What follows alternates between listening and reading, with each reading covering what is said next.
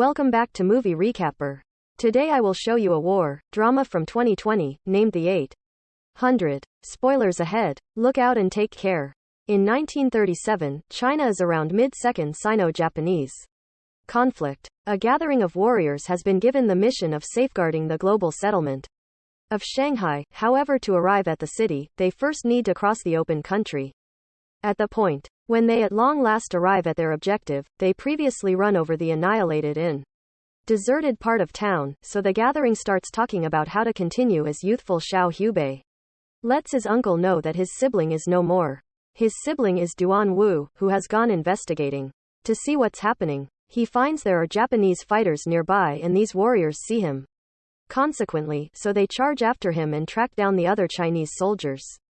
Duan Wu snatches his sibling and his uncle so they can stow away together and get away from by slipping around through the remnants of structures while their gathering is killed. At the point when dusks, they arrive at the more pleasant, still occupied piece of Shanghai, just to find the NRA shooting individual Chinese warriors for being miscreants.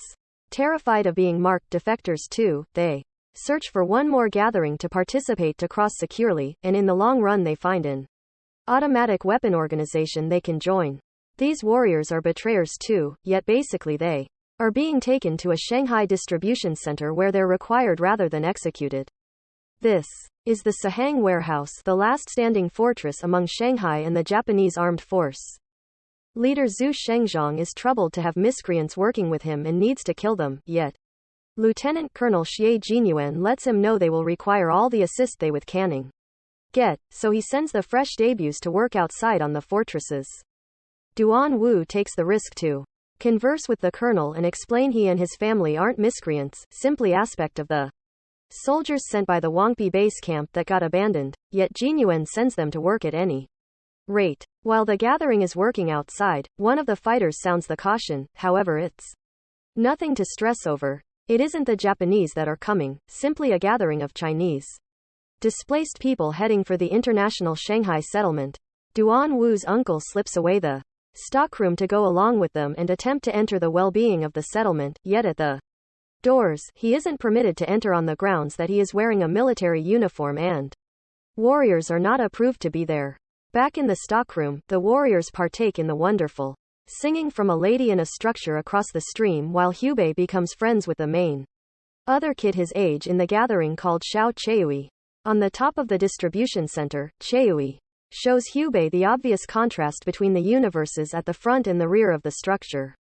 In the meantime, a gathering of troopers finds an opening in the divider taken cover behind a lot of boxes. At the point when they go through it, they are shocked to find a stable with a white pony still in it. When they open the slow-down entryway, however, the pony gets frightened and runs out. Yet fortunately Cheui whistles at the pony and quiets it down before it has chance.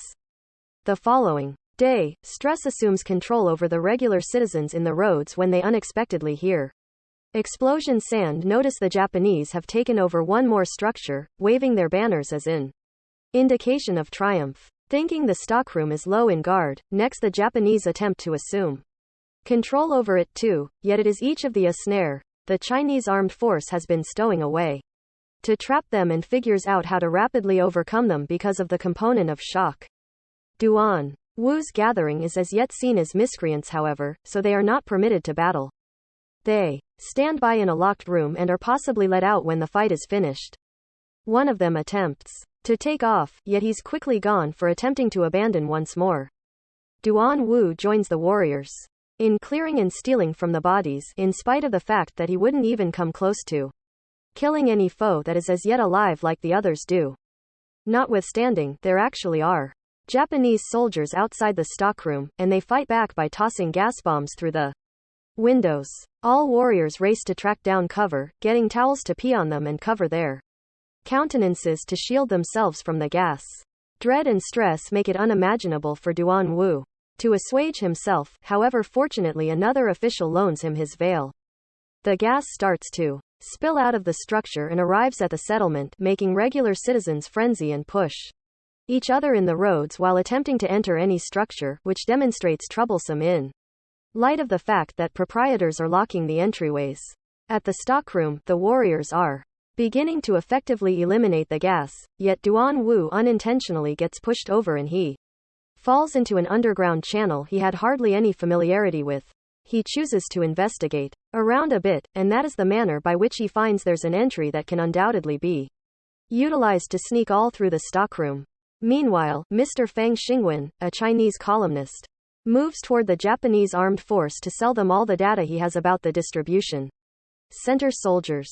This is generally welcomed by Japanese Colonel Kano Isao, who quickly starts arranging another assault. Back in the distribution center, the fighters have made the ways for take out every one of the bodies, which permits the pony to escape and go through the roads.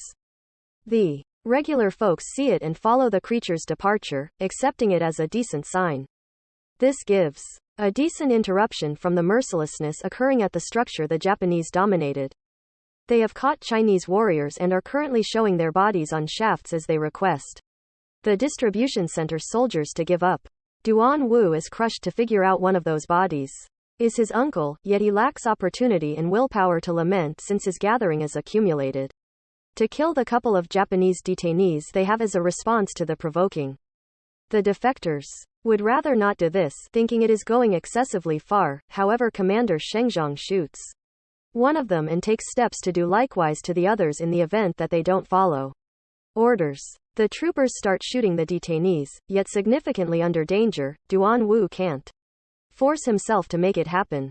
To save him from winding up dead, one of his bosses snatches Duan-Wu and reminds him the Japanese killed his uncle, so an irate Duan-Wu at long last pulls the trigger. Afterward, when sun sets, Chui imparts an exceptional nibble to Hubei while Duan-Wu attempts to persuade his bosses to let him and his sibling go in light of the fact that they are simply ranchers that weren't made for this. Since his solicitation is dismissed, Duan-Wu chooses to get back to the underground waterway to check whether he can get away. Two different betrayers track down him and go along with him. However, on out, they find Japanese soldiers slipping in through a similar passage. The triplet stows away submerged against the divider and trusts that the Japanese will cruise by, yet they pause their breathing for such a long time that they lose one of their companions. Duan-Wu and his leftover companion rush toward the exit and are seen by regular citizens, so they imagine they aren't getting away and on second thought caution everybody about the Japanese armed force going after. The police turn their lights at the distribution center while the regular folks raise a caution, and such admonition is a boon. The Chinese armed force awakens and promptly raises their protections, procuring them a triumph with a couple of misfortunes. Outside, the regular people acclaim Duan-Wu and his ally for being legends, in any event, moving 3 youthful students to join the soldiers. Yet, when they return inside, they are as yet reproved by Colonel Jinyuan, who suspects what they were really attempting to do while getting into the passages. As discipline, they are conveyed to fix their protections. Yet again the following day, regular folks start overreacting when they notice greater Japanese soldiers are drawing closer. Mr. Fang exploits his intel to take wagers on the aftereffects of the approaching fight from outsiders, in spite of the fact that he doesn't bet himself.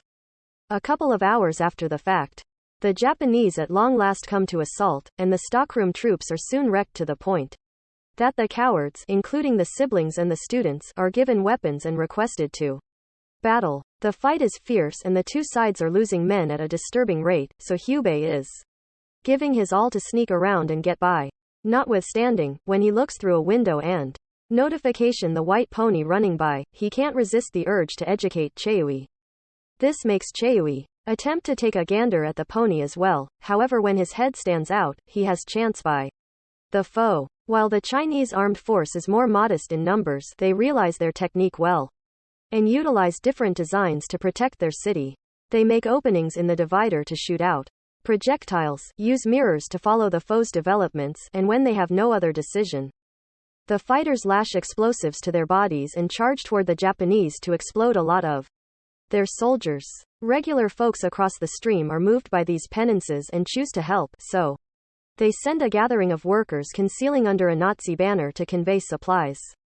A Japanese rifleman kills a couple of them, causing them to lose the telephone line, so one more regular citizen man penances himself to stumble into the scaffold and turn the wire over as he is destroyed. Presently the stockroom can speak with the city, and when they are asked the number of warriors that are left, Colonel Jingyuan concludes he needs to give individuals trust, so he answers 800 rather than the genuine 452. One of the regular people that came over under the banner is Mr. Fang, who starts shooting and taking photos of the fighters. Duan Wu's companion takes Mr. Fang's jacket to attempt to escape since he is terrified and needs to see his better half, yet Duan Wu stops him, nearly shooting him as well and possibly choosing not to do so when he sees him request leniency. In the interim, Hubei is lamenting the deficiency of Cheui, so Commander Shengzhong offers him a beverage. Hubei winds up getting the entire jug while he watches the city lights. There is a gift assortment occurring in the roads and each regular citizen is anxious to team up subsequent to seeing the penances in fight, not to take a chance with another occurrence. Like the scaffold, this time they slingshot the provisions, arriving at the fighters through the windows of the stockroom. The club proprietor shocks everybody by giving a banner, and a little kid crosses the stream by swimming to take the banner to the soldiers. Duan Wu sees her and throws a rope through the window to assist her with getting inside, which makes a secret sharpshooter take shots at him, yet essentially the slug just brushes the neck and presently Hubei considers him a legend. Subsequently, Colonel Jingyuan illuminates his soldiers that the Generalissimo believes them should protect the distribution center for 2 additional days to acquire overall consideration. Nonetheless, this might actually mean they shouldn't raise the Gave banner since it would insult the adversary, inciting them to battle harder while they miss the mark on men to counterattack. A tremendous contention starts among the troopers and keeping in mind that the responses are blended. The greater part votes in favor of one end. They will raise the banner in any case. The following morning, the betrayers are entrusted to raise the banner on the top of the distribution center, which acquires them the cheer of the regular folks. The Japanese armed force burns through no time in going after, and their military aircraft focus on explicitly focusing on the banner. While the Chinese soldiers are losing numerous men constantly, they actually clutch the banner to keep it up. So the Japanese go after the regular folks as well. Since there are outsiders there, they get a message saying this might be viewed as a demonstration of battle by different countries. The banner at last falls, and keeping in mind that the Chinese choose to quit going after to stay away from superfluous penances, they actually raise the banner once more. Luckily, the Japanese start to withdraw when they get complaints from the British, so Duan Wu starts praising their triumph before he understands he has been shot. With his final gasp, he asks Mr. Fang to snap a photo of him for his sibling. Yet again later, while Hubei is watching the city and lamenting another misfortune, the white pony appears and permits him to pet it as solace. That evening, Colonel Jingyuan reenacts an old Chinese story of battle with a guide and a mannequin to help his soldiers to remember the significance of what they're securing. The next day, the British put a Red Cross banner external the settlement to stamp it as a protected zone. Colonel Isao comes over in a dark pony to talk, so Colonel Jingyuan meets him by riding the white pony. It turns out Isao will be supplanted by another colonel soon, and he realizes the Chinese will get requests to withdraw. So for their honor and to be seen less as a disappointment, he demands one final fight. Colonel Jingyuan acknowledges and surges back to the stockroom to prepare the soldiers. Concealing under an English banner, the commissioner approaches provide a request to withdraw to the settlement at 12 p.m. This isn't acknowledged by Colonel Jingyuan. That's what who believes, assuming they keep on battling they might rouse the worldwide local area to help. Unfortunately, the commissioner definitely realizes no one is coming. After the NRA fell, the remainder of the world lost interest in their contention.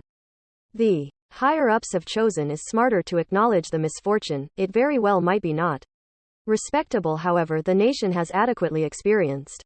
This upsets Colonel Jingyuan, who thinks these orders make every one of their penances lose their importance.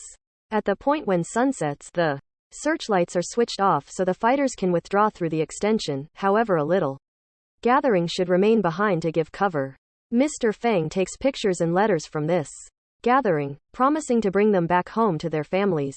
While the regular citizens flood the roads to watch the fighters cross the extension, Hubei chooses to remain behind as one of the safeguards. The Japanese before long turn on their own searchlights, terminating a flare to illuminate the region and make it more straightforward for them to go after the officers on the scaffold. The gathering of workers passes on the stockroom to move toward the Japanese camp, trying to dial them back, yet they rapidly have chance.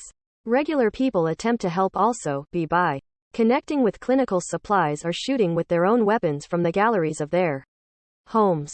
Gradually, the greater part of the Chinese soldiers are killed, including Colonel Jin Yuan. So just a modest bunch of men come to the settlement, where the regular folks are contacting them through the doors. In advanced Shanghai, the white pony rises up out of the remains of the stockroom. These remnants are still up as a memory of the penance that permitted China to be the fundamental milestone for the anti-fascist war in the Orient. The Chinese armed force represents 70% of Japanese setbacks in the Second World War.